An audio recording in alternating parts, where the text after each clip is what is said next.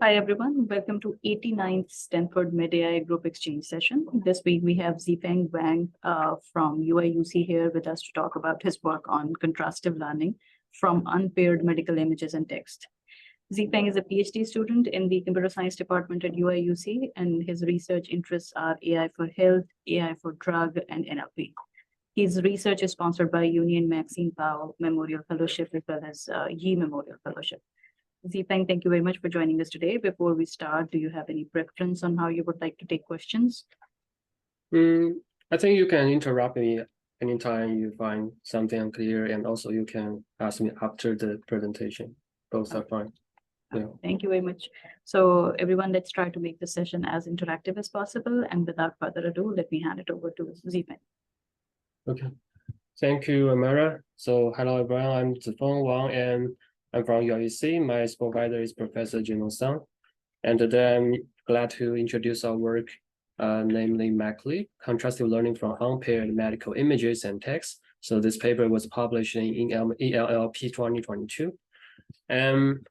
So before I start the main topic of this paper, I would like to quickly go through my main research interests, which is AI for drug development. So basically also include AI for healthcare. And I will conclude that the three main elements in AI for drug development, like datasets.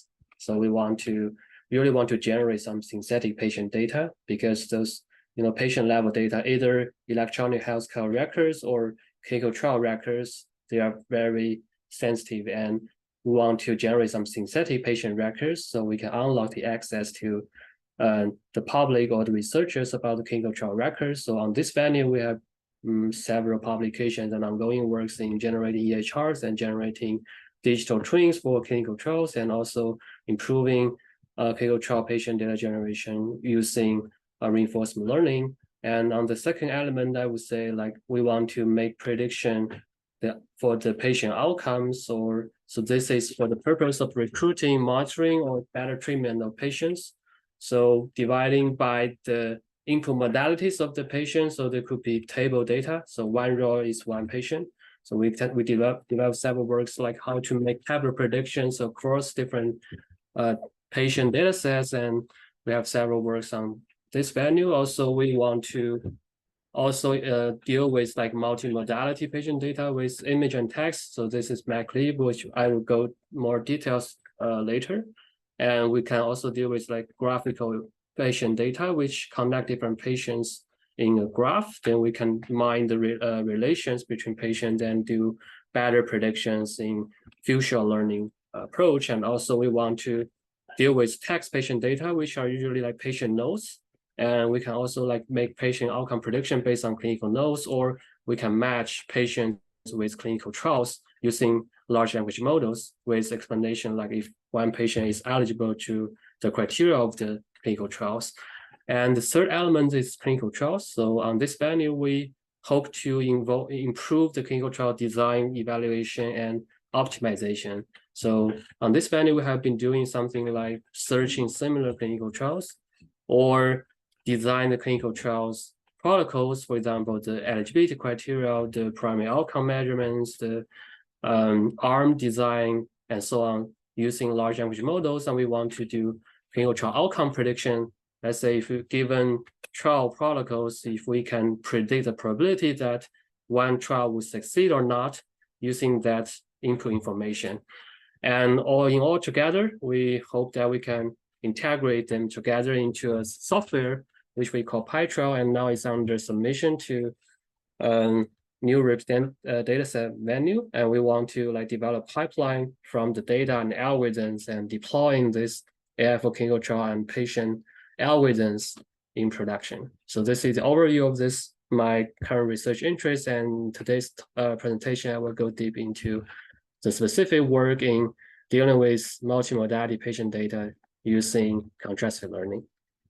And so the medical vision language modeling, the basic conception is we want to deal with two modalities. So one is image, the other is text. So usually in this line of research, we usually leverage the data set that comes from the X-ray images and their corresponding reports. So this is kind of one X-ray long X-ray of lung parts and also the corresponding findings written by clinicians, and combining these two modalities together using some multimodality model, we can support a series of downstream tasks, for example, making diagnosis of like disease diagnosis based on input image, or we can do like cross-modality retrieval, we can do visual question answering given the image, and then with a text prompt, then the model answers the questions about the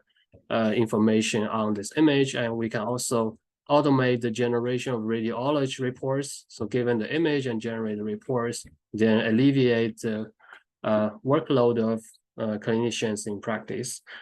And so what has been very popular way in multimodality learning, this CLIP, I think many of you are already very familiar with this. So basically, CLIP leverage a very straightforward contrast learning approach. So they just collect a very large corpus of web image and their corresponding captions. So they're naturally paired, and we have paired image and the corresponding captions. Then we can build this objective with in-batch negative sampling. So all the paired data sets, image and text, are regarded positive and all the other regarded negative. Then we can leverage the InfoNCE loss, and with like 400 million pairs of web images and captions, they train this two tower like text encoder and image encoder. Then they find this pre-training encoder do very well in like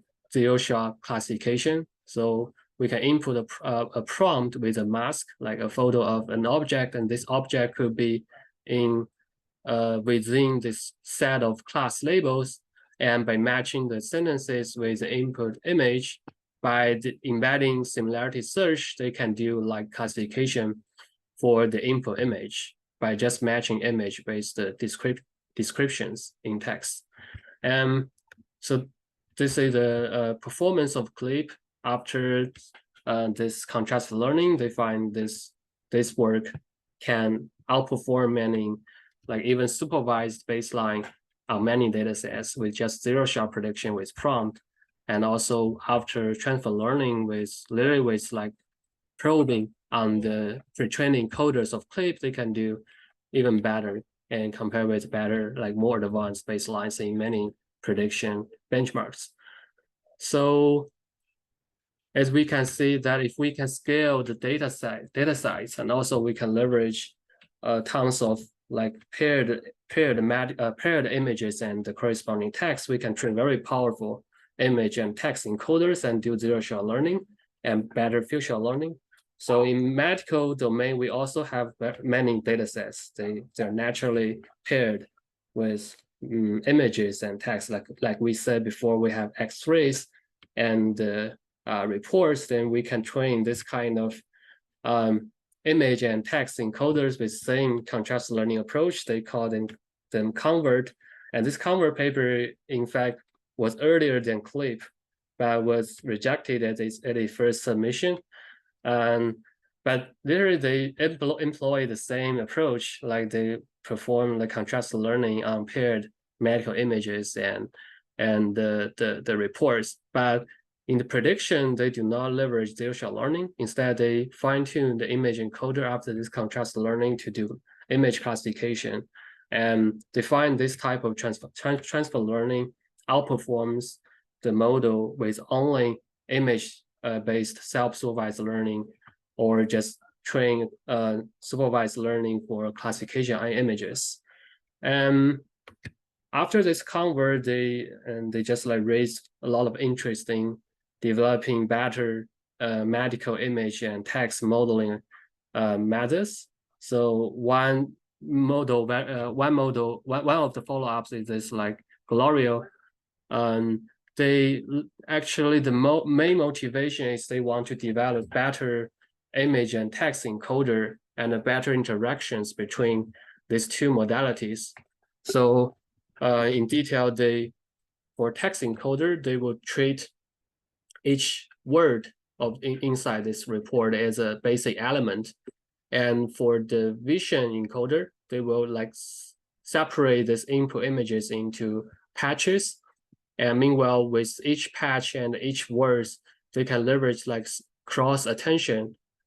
So we get the attention weight on the word level and the patch level. Then they could merge like get a fusion of image features and text features and aggregate these features with a specific prediction head for classification or for fine-tune for some downstream tasks like segmentation and so on. So I think the motivation originates from that this image in medical domain, for example, this X-ray is usually with more granular features compared with the general image like web images like dog or cats. But in this lung cancer, like this lung X-ray image, the most like disease, the most important information is usually just in very small local region. Most of people like the most parts of their X-rays in their lung parts are similar. So usually we detect as in real world, the doctors detect this disease area and make the final decision. So it's just like make more sense if we can put more attention to the place that is more probable to carry important information about the disease. So they apply this patches-based split and patches-based cross attention to get the final features. But one important drawback of this approach is they entangle the inference process of image and text because they need the cross attention. And when they want to make prediction for an image, they have to go through the pair of this image corresponding to all the candidate sentences to get the inference results. So this just become very computational expensive in practice to do so. And also like both this convert and this Glorio, they employ a clip-like targets. So basically the conception is given a set of paired X-rays and reports, we can build this type of target matrix. And this matrix is like for each paired image and report, they are positive pairs. And also for the second pair, they are positive. So on the diagonal, so only positive on the diagonal of this matrix and all the others are positive, negative, sorry. So this approach just brings some problems in practice as we observe. So first thing is we get not enough data to train a good medical image and text encoders with this type of pair data. So that in some, like for example, for some public datasets like Mimic CXR or CheckXpert, we usually have some data with size about 200K or 300K only. But instead in CLIP, they leverage 400 million web images and their captions. So you could see the size differences, like their magnitude much larger than the available data in medical domain. So that just prevents us from training so powerful models with this limited sample size. And the other challenge is if we leverage the so-called CLIP-based target, we will encounter the false negative problems. So unlike the web image, we have 400 million, and then we sample a batch of 1,000 that is very probable that inside this batch, each image is different from each other. They come from different, they are the pictures of different objects, or they are images with different semantic meaning. That's very common. So I think it's less harmful to assume that only the pair data are positive, all the other are negative. But in this case, if we are working on medical image and text pairs, it's very, very common that inside the batch, two images, even they come from different pair, they have similar characteristics. So that means for this type two pair of image and reports, it's possible that the report describing the anchor image can actually describing the negative image, the assumed negative image inside the batch, and vice versa. Like this report can also maybe carry some information that describe the anchor image. That's very common because all the classes or the important entities inside Mimic CXR, for example, they only have 14 types of entities. So if we sample a batch of 1,000, that's very probable many images are actually positive, but wrongly regarded as negative in this contrast learning approach. So this just caused the model to be confused during the training, and during the test, we observe this kind of approach will encounter problems and make some wrong predictions because of this setup. And another motivation of our work is if we do not have enough data from naturally paired medical images and reports like this X-ray images and report, if we can leverage some single modality data in this contrast learning process, so we know that we have a lot of like medical image data sets without paired reports. So this medical image data set might be originally used for like classification tasks or segmentation tasks with their labels. So we are interested if we can leverage this type of single modality data in our contrast learning approach, then we can significantly expand our available data in the training process. And also medical text, we have a lot of medical text from some electronic healthcare records data set like Mimic. We have a lot of clinical notes from patients. So this type of text data are also available to use. So if we can involve the single modality data, we can enhance our dataset size a lot. So this can just improve our performance, I think, because we have larger data set. So the details about our framework is like this. We assume that we have two set of inputs, like we also dealing with input text and input image. But for text, we will first like extract the key entities from the text. So taking this sentence as example, we can extract the key entities using some NER algorithm. Then we get like this sentence describes some characteristics in the image, like long lesion or long opacity. And meanwhile, for medical image like this X-ray, we have their corresponding label because they might come from some image classification data set, or they can also come from X-ray report data sets, but with their tagged labels of the disease classification of this image. Then with this two set of texts, we can build a semantic similarity of this two set of texts. Like even this this sentence and this tag, this image comes from different source, we can still compute a target based on comparing the semantic similarity of the extracted key entities and extracted labels from medical images. So Zifeng, sorry, I have one quick question. Okay. Man, you want to ask something?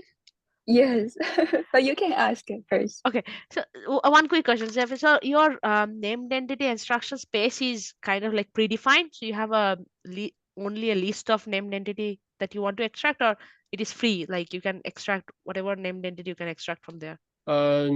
Yeah, I think basically this depends on which type of NER model we leverage. So their vocabulary is different. And in our case, we specifically just focus on the symptoms or disease or some like special findings in the image. Like so do you have the list like a vocabulary, or yeah, we have a list of vocabulary. Yeah, then because otherwise I was thinking like otherwise building the similarity matrix would be kind of non-trivial, right? If you don't have a kind of like predefined vocabulary.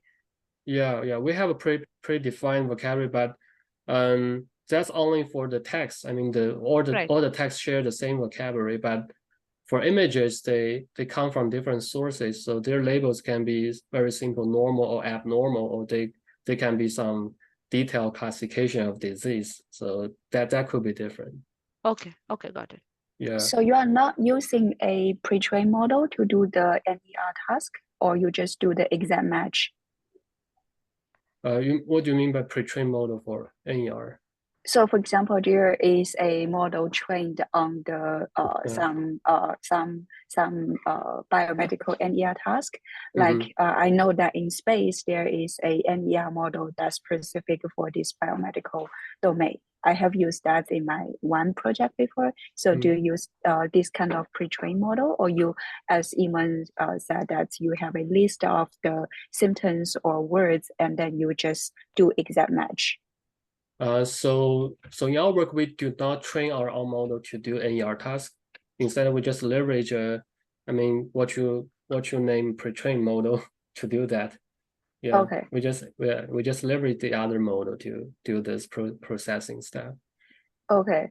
Yeah. So in that case, why do you need the list of the symptoms or disease? Because the pre-trained model is already learn how to extract the entities, right?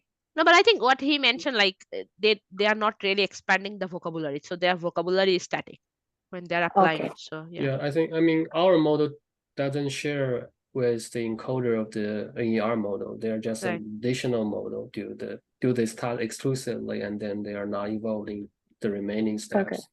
Yeah. Okay. Okay. And then my another question is actually just want to clarify that when you extract the entities in this particular example, right? It seems like the second entity is opacity, but then you map it to lung opacity, right? Yeah. So because so this why? text, because this text comes from the X-ray reports, and they were originally describing the X-ray. Okay. Yeah, findings from X-ray. I see. So in your pre-training, are you only using the lung X-ray images, or you are also looking at more types of images? Yeah, in our experiment, we only focus on the mixing of several lung X-rays and their reports, and also lung X-rays only. Okay. So can I say that whenever you extract a entity, you will add a lung before that? No, not add a lung before that, because this type of lung lesion or lung opacity, they are predefined vocabulary inside predefined vocabulary. I'm not doing something like adding additional word on the extract entities. Yeah. Okay. Yeah. Thank you. Yeah, because the main primary thing is like nodular and opacity. Whatever anatomy you can see in the chest X-ray, there's no other anatomy that can have like nodular and opacity. Only lung can have those, So I think it's okay. Yeah, to have this assumption that is a lung lesion or lung opacity. Yeah. Since we limit our images like within X-ray, lung X-rays, we do not use the other parts and other kind of images in this work. So I think using that vocabulary is reasonable in this process.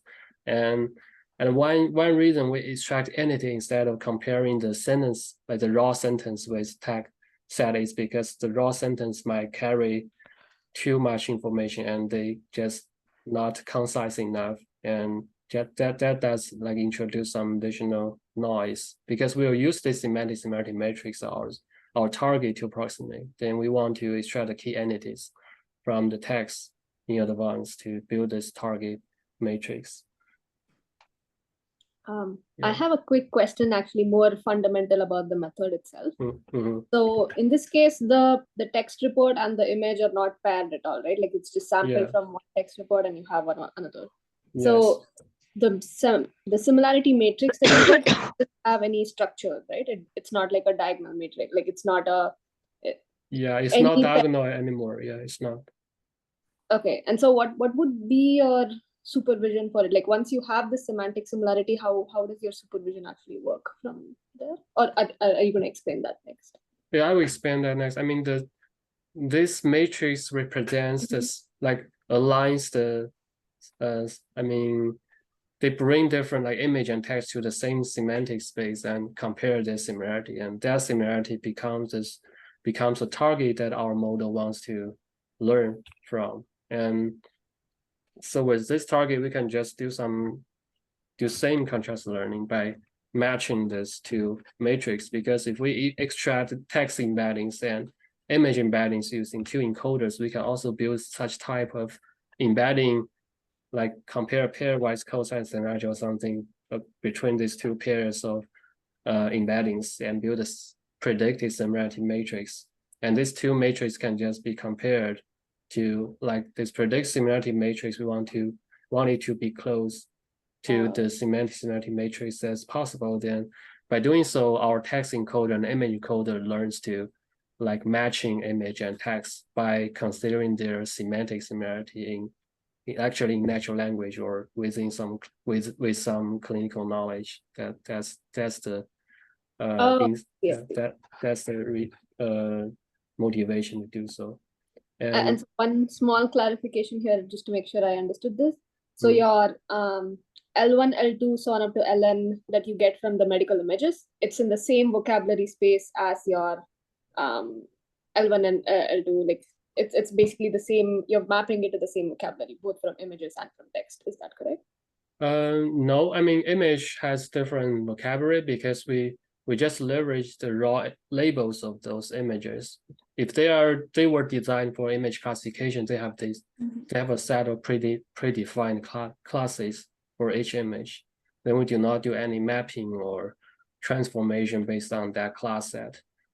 We just compare the similarity by comparing their word similarity using language model pre-trained on text corpus. Okay, I think I get it. Cool. Yeah. Thank you. Yeah, so I got one question from Rama. I mean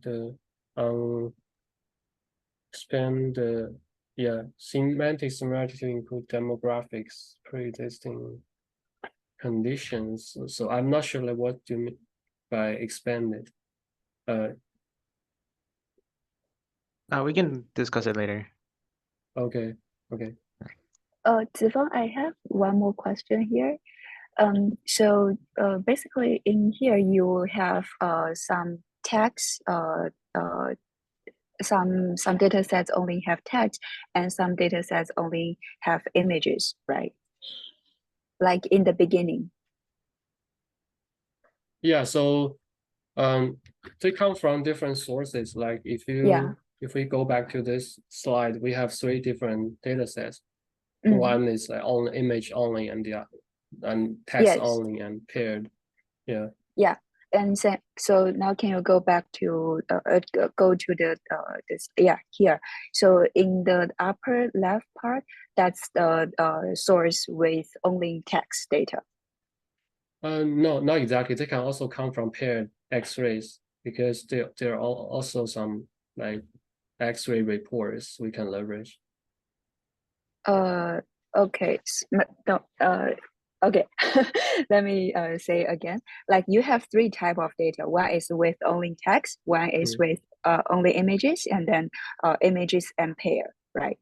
So for the images pair, you don't need to do anything. You can just feed the original data to this CLIP model because it's already paired. And then for the text data, you need to find the image for this text data, right?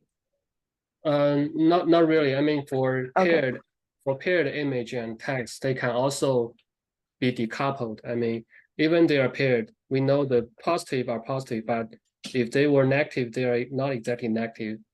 They come from different pairs, but text from other pair can also describe this image if they have same thing in same findings from that image. So we kind of decouple all the image and text. So we have 2 sources, like one is image, one is text, and we just randomly sample image and text to build this pair. Yeah, build this pair for supervision. Okay, got it. Yeah. So yeah, this is very straightforward approach. I just separate 2 sources, and each text has their entities and set of entities, and each image has their set of labels or set of entities as well, if that image is paired with text reports. So we can randomly sample 1,000 image, sample 1,000 text, and then build this matrix to do contrastive learning. Yeah. So this approach, as I say, brings a lot of opportunities because now we significantly enhance the positive pairs or enhance the information inside the supervision. So before, if we can only leverage, like if we have all paired image text, we can just leverage all positive labels. But now we can make a combination of n images, m text, and o image and o text. Then we get a much larger information in the supervision to train this type of this image and text model. So that just brings the opportunity that we train a better model with less data because we have more combinations of those pairs. Also, we can deal with some false negative thing because we explicitly consider the similarities from different pairs, the text and image from different pairs. And yeah, so this is the experiment. I mean, we focus on these 6 datasets, or actually 4 datasets, and the pre-trained datasets will leverage the Mimic CXR. So they have images and reports and Check Explorer. They were originally Check Explorer are like image and text, but the public version only has images and their labels. So this dataset in our case is considered as image classification dataset. And for Mimic CXR, we follow the previous setup that holds out 1,000 from the training set to build this 5 times 200 multi-class classification prediction task, and also similar for Chess Expert. And this COVID dataset is one dataset that is binary classification that we want to detect the COVID image and the normal image from the long X-rays. And this rsNA dataset is also binary classification to detect the normal and abnormal, or like normal and phenomenal image from long X-rays. So the above 2 datasets, we leverage them in pre-training, and the below 4 datasets are used to test the prediction performance of the image and the text encoders by similar the same way as the CLIP prediction process.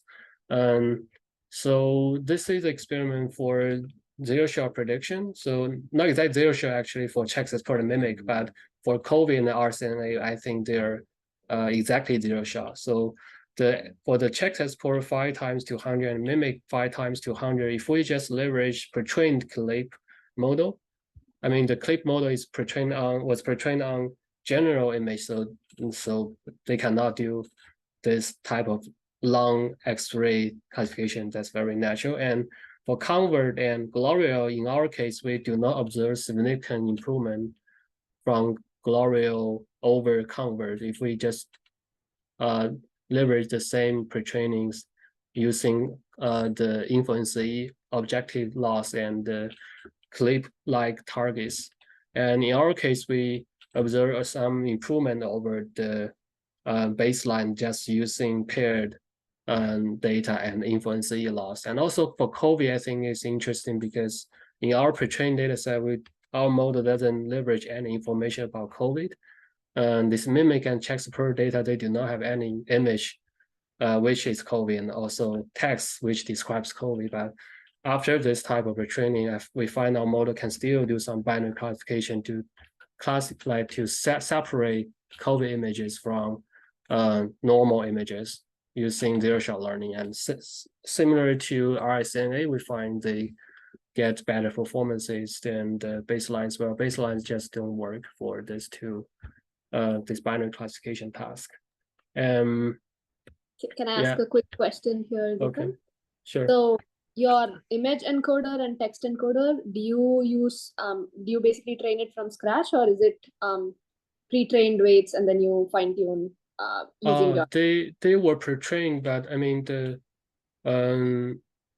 for text I don't remember exactly model we use, but for text we leverage some pre-trained model on biomedical corpus.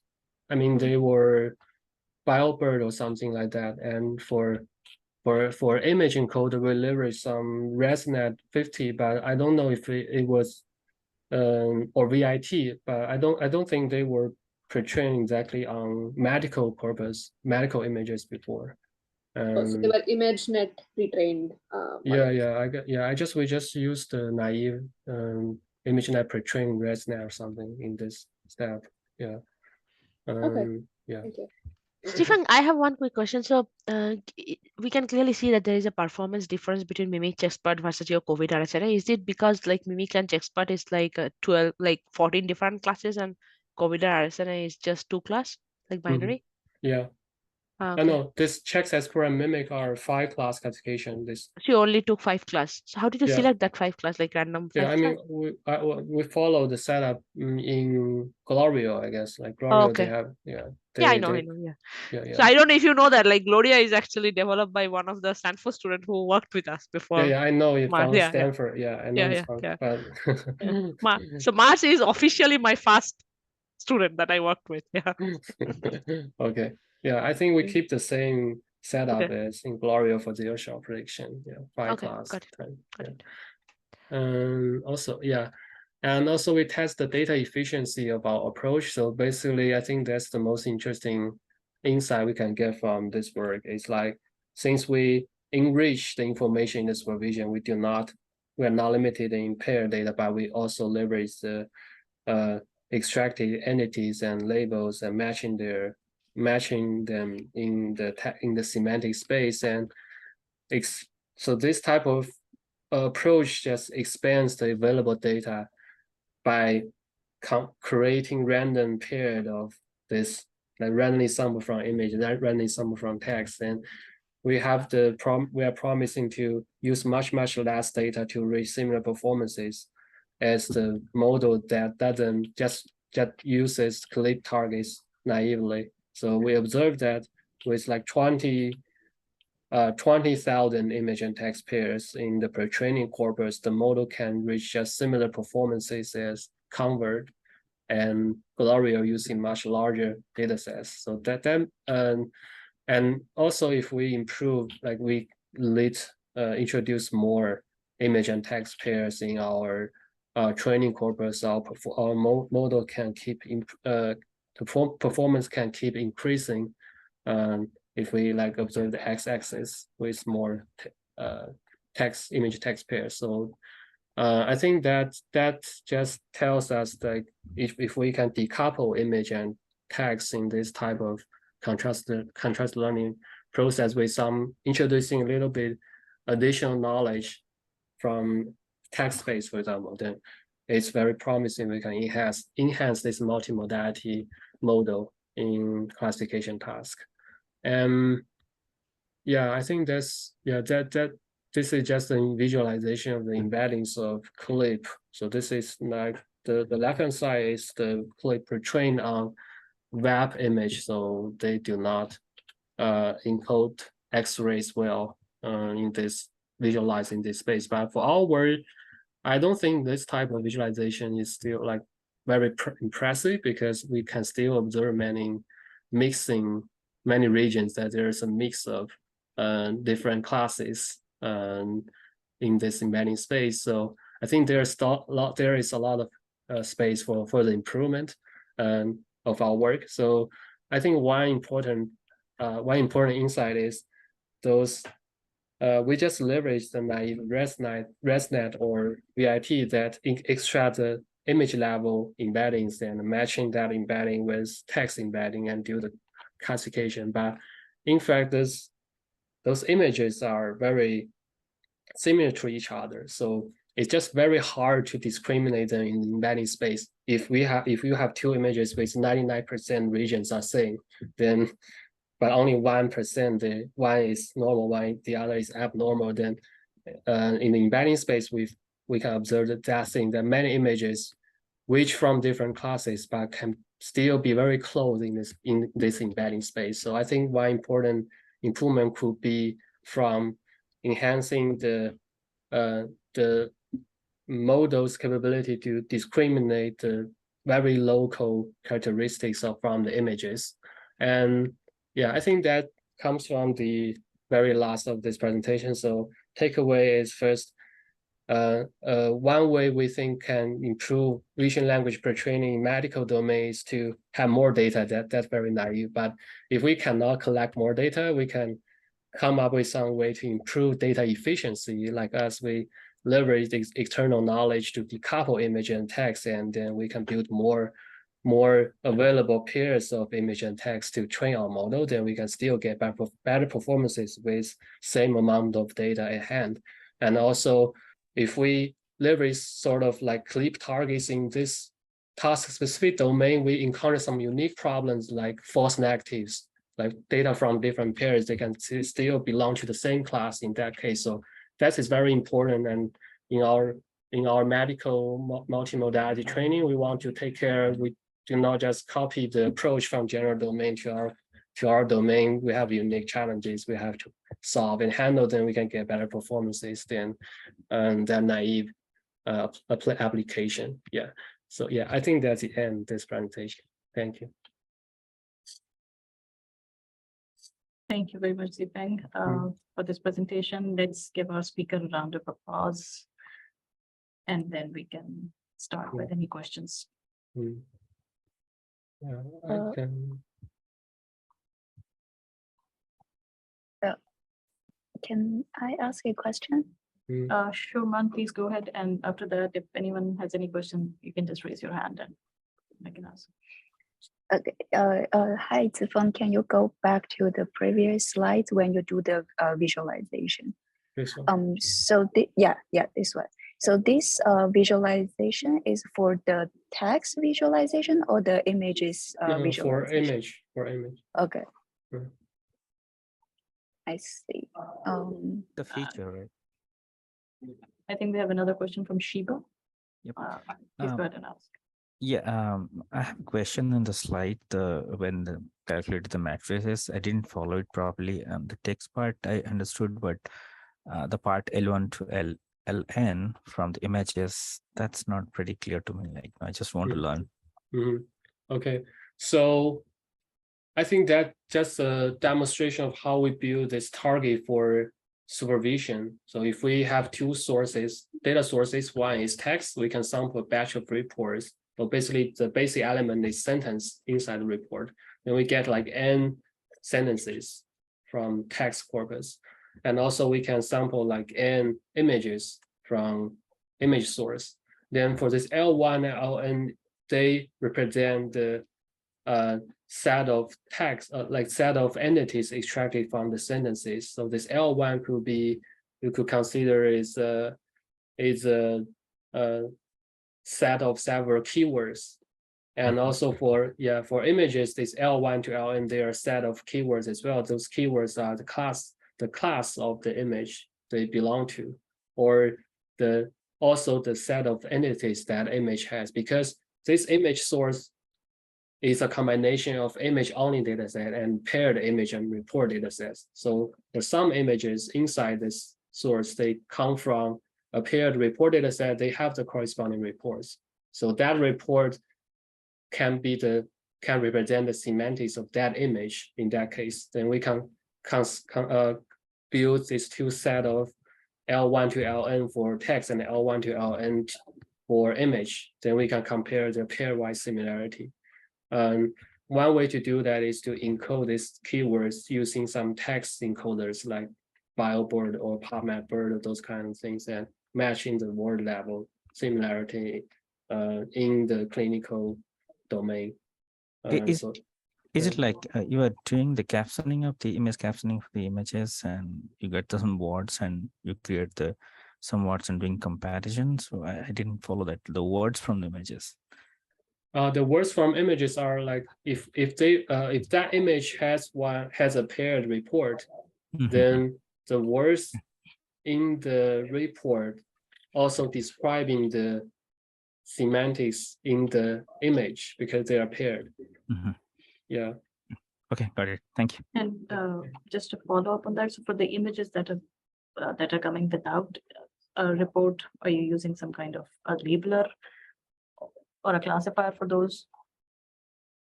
Because there are images which don't have reports in your original. For images do not have reports, we only consider images with labels with their classes. Yeah. With classes available. Okay. Yeah. Okay. And then Lisa, I think she has a question. Hi. So this was a great talk. So I just had a couple of follow-up questions. So what was the size of the vocabulary you used for like this? I know you used 5 classes in the end for Chexpert and Mimic, but what was the size of the vocabulary you used for extracting the entities from text and like from images? Yeah, so I I don't remember the exact numbers, but they are not pretty big. I mean, the main findings we can get from the X-ray reports can be classified by 14 classes in the Checks Explorer setup. So I think that scale is similar to 14 in our case. Yeah. Got it. So each of the entities are essentially just the classes that an image can potentially belong to, right? Yeah. Okay. Those main findings we can get from those long X-rays as one important key entities we can get from the report. So one thing actually, that's just a follow-up to that. Like, I think it would be really nice because it's perfectly makes sense that you extract those named entity from the reports, but why you didn't consider that with a like merging it with the location information? For example, that you see like there is a nodular opacity in right upper lobe, right, which talks about a particular finding in a particular position in the image. Yeah. That's very. I think that's very good insight. I mean, the one important information we can get is the location of that findings we get from image. Then potentially it tells us which region we want to look at when we encode the image. Right, so, because when you're doing the contrastive, like finally the learning, imagine like the similarity also depends on the imaging side, like where exactly the location is, right? Okay, you can have a fracture in ribs, you can have a fracture in shoulder, but these two are not the same from the imaging perspective. Yeah. I think that's one reason that from the visualization we still see a lot of mixture for some classes. Yeah. But I think that if you are going with the CheckSpot or the mimic data, even if you consider the location, I think still your vocabulary should be pretty manageable. Yeah. We have a question in the chat as well. How much compute time, GPU time, did you need to train this? Yeah, I don't think that takes a lot of time. So because we are doing, so our computation process is similar as CLIP. We just contrastive learning over batch of images and text. So exactly, I remember we leverage an instance with two 3090 GPU, and it takes about, I don't remember exact hours, but it would be several hours within 10 hours. I remember, yeah. But that doesn't take a lot of time to go over checks as per plus mimic CXR. They are like around 500,000 images, and yeah, so the scale is not pretty big. Nandita has another question. That size around 100 or 200, I don't remember. I mean the memory of those 3090 GPUs are limited. Yeah. I had a question that kind of Iman also touched. You used both vision transformer and ResNets in your experiment, right? Did you get a chance to visualize the attention weights from the or attention heads from the vision transformer and see if they are looking at the right regions? I'm just curious to see if Yeah, we didn't, but I think the attention weights cannot be a very reliable visualization. Actually, they pretty random. Yeah, we can try, but yeah, but we didn't do that. Cool, thank you. Yeah, I also want to ask one more question. So can you go to the experimental result table that you show? Yeah, in here. So yeah, this one. So here you have 4 different versions of MedCLIP, and we do see that each of them perform best on one of the tasks. So there is no a single model that perform the best among all the tasks. Do you have chance to look at why ResNets and VIT are good at different type of images or tasks? Okay, so for Checks Explorer and Mimic, I think that's pretty. I didn't think it before because the difference is still pretty minor, I guess, for like VIT and ResNet. If we take the average of on these 4 data sets, I think the average of these four approaches will be pretty similar. Yeah, and for exact performance, I don't think that numbers actually very matters very matters, because there's still the data size is pretty small, and by chance the splits are good for some model but not good for the others, and they can cause some randomness. But overall, if we observe that MedCLIP model with different encoders all perform better than without the technique, then we can still conclude that this technique is useful in training. Yeah, that's more of like engineering. We don't think like ResNet is always better or VIT is always better. Than that's not the conclusion we can make from this experiment. Okay. Yeah. Thank you. One thing I forget to mention is this ENS here means ensemble, because if we want to do the classification for image based on matching image with text, like if we want to predict the phenomenon of one image, then there are many ways we can describe phenomenon in different sentences. Then here ensemble means we, like for example, we build 5 sentences and we get the similarity of those 5 sentences with one image. Then we take average of these 5 sentences as an ensemble prediction. Then we name this ENS here to compare with one, just use the one sentence as a target to predict. Yeah. That makes some difference, but do not yield significant improvement over one without ensemble in our case.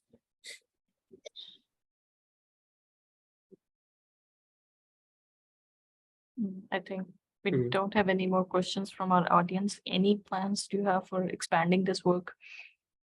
Yeah, I originally thought about like how we get more localized, the localized feature from the image. So one thing I considered is if we can compare one image with its normal counterfactual. So if we can use something to get a normal version of that image, then we compare these 2 images, we get the main difference of these two images, then that region becomes some significant thing we can leverage to encode that image. So, but that's still in my mind and never try, not get a chance to try that. Yeah. So now my main focus like a little bit shifts to AI for drugs. So most of my research now focus on AI for drug development. Then I just leave this work here and do not do more. Yeah. Thank you very much, Zifeng. Everyone, if you have any follow-up questions, we can put you in touch, and with Zifeng and Nandita will be posting this talk to YouTube soon. So thank you everyone for joining. See you all